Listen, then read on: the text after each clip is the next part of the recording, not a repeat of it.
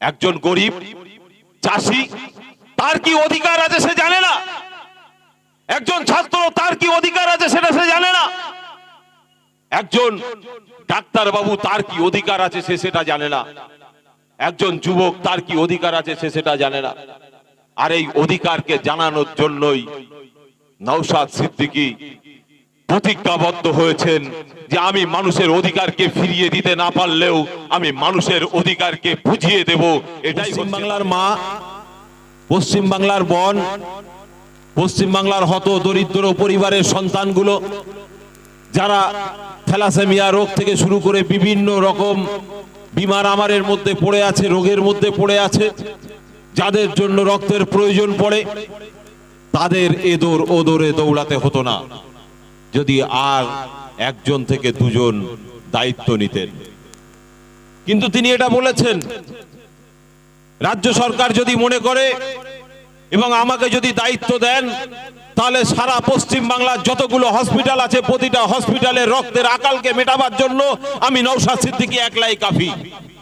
ভাবুন, আজকের আমরা কি লক্ষ্য করছি, যখন নওশাদ সিদ্দিকী সমাজের সেবামূলক কাজের সঙ্গে যুক্ত হতে চায়, যখন নওশাদ সিদ্দিকী পশ্চিম বাংলার বিধানসভার মধ্যে দলিত আদিবাসী নিয়ে কথা বলতে চায়, যখন পশ্চিম বাংলার বিধানসভার মধ্যে নওশাদ সিদ্দিকী হিন্দু মুসলমানের যে অধিকার, দেবত্ব সম্পত্তির যে অধিকার, ওয়াকফ সম্পত্তির যে অধিকার, এই অধিকার নিয়ে যখন কথা বলতে চায় তখন তাকে বিজেপির ট্যাগ লাগিয়ে দেওয়া হয়। আপনারা দেখেছেন নওশাদ সিদ্দিকী ভাই শুধু জনগণের কথা বলার জন্য তাকে ৪২ দিন জেল বন্দী করে রাখা হয়েছিল এবং জেলের মধ্যে তার সঙ্গে যে দুর্ব্যবহারটা করা হয়েছে সেটা মানুষের সামনে তুলে ধরার মতো নয়। কিন্তু তারপরেও তিনি কি পিছপা হয়েছেন? তিনি কি ঘরে ঢুকে গেছেন? তাহলে আজকের দিনে এই সিরাসিন্নি গ্রামের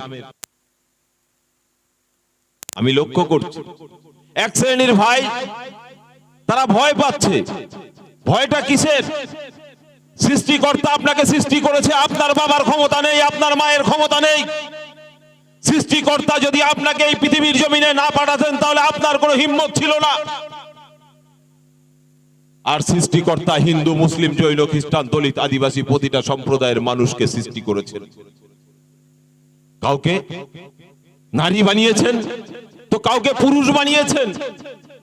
আর এই নারী পুরুষ উভয়ে পৃথিবীর জমিনে বিরাজ করছেন। আর তাদের মধ্যে থেকে এক শ্রেণীর মানুষ তারা আজকের চতুষ্পদ জন্তুর ন্যায় হয়ে গেছেন।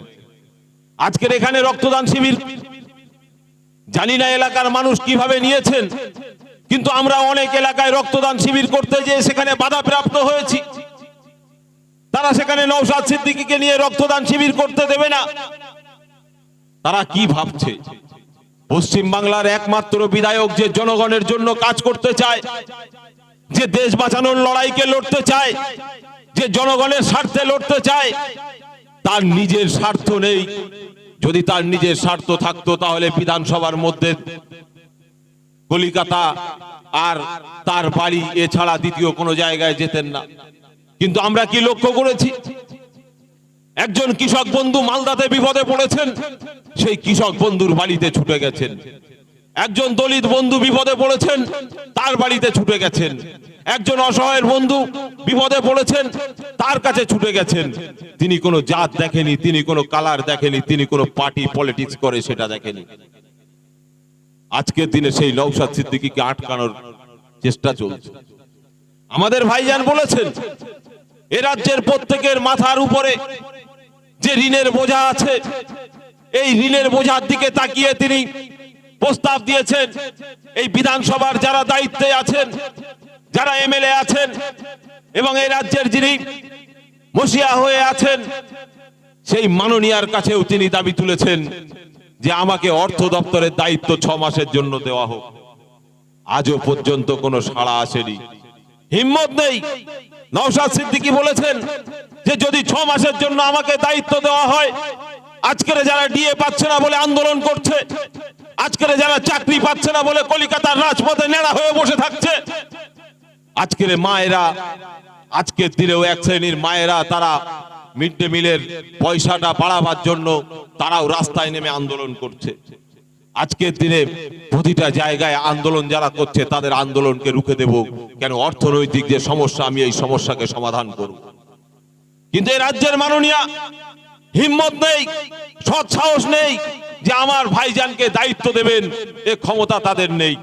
তাই আমরা পরিষ্কারভাবে বলেছি আমাদের ভাইজান ঢুকে গেছে, সকালে একবার স্লোগান দেব, ইন্ডিয়ান সেকুলার ফ্রন্ট জিন্দাবাদ, ইন্ডিয়ান সেকুলার ফ্রন্ট জিন্দাবাদ। ইনকিলাব ইনকিলাব ইনকিলাব আইএসএফ জিন্দাবাদ আইএসএফ জিন্দাবাদ। এ আমাদের সকলের প্রাণপ্রিয় ভাইজান জিন্দাবাদ, এ গরিব অসহায় মেহনতি মানুষের বন্ধু নৌশাদ ভাইজান জিন্দাবাদ, ইনকিলাব জিন্দাবাদ।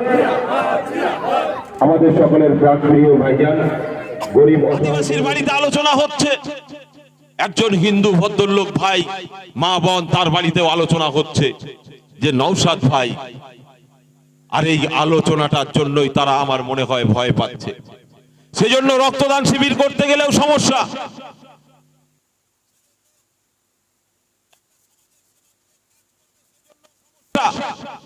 একটা ফ্রি মেডিকেল ক্যাম্প করবে সেজন্যও সমস্যা। তাহলে ভারতবর্ষের যে গণতান্ত্রিক পদ্ধতি আছে, ভারতবর্ষের যে সংবিধান আছে, সেই সংবিধানকে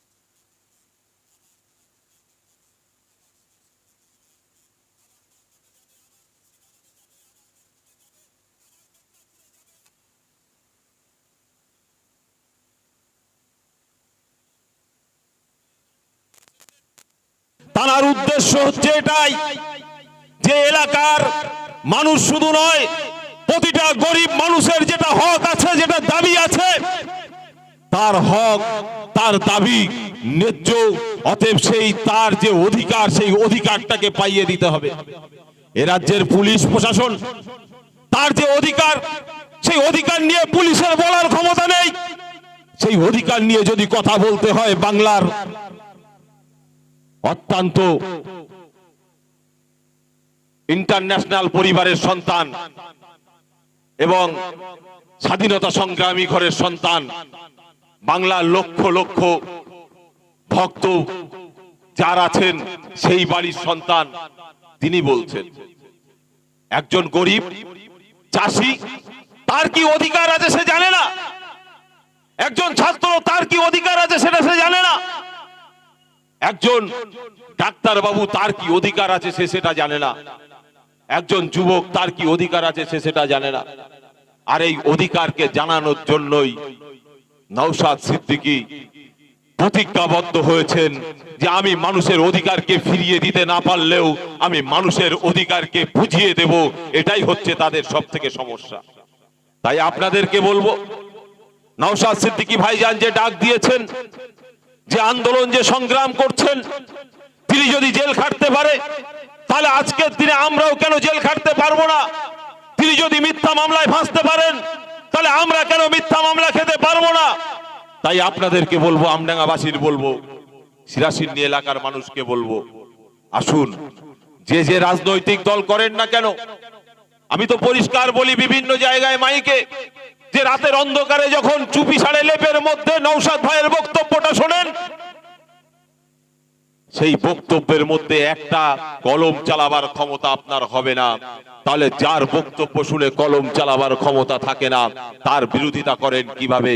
আসুন সবাই মিলে এই প্ল্যাটফর্মে উঠে আপনি আপনার অধিকারটা বুঝে নিন, আমি আমার অধিকারটা বুঝে নেই। ছাত্র, যুবক এবং খেটে খাওয়া মেহনতি মানুষ লড়াই সংগ্রাম সকলে একসাথে কাঁধে কাঁধ মিলিয়ে এই লড়াই সংগ্রাম করে যে যার অধিকারটা বুঝে নেই। এই অধিকারের লড়াইতে আমরা সকলে কাঁধে কাঁধ মিলিয়ে থাকি। তাই সকলকে আবার একবার অভিনন্দন জানিয়ে আমি আমার সংক্ষিপ্ত বক্তব্য শেষ করছি। ইন্ডিয়ান সেকুলার ফ্রন্ট জিন্দাবাদ, আইএসএফ জিন্দাবাদ, নওশাদ সিদ্দিকী ভাইজান জিন্দাবাদ।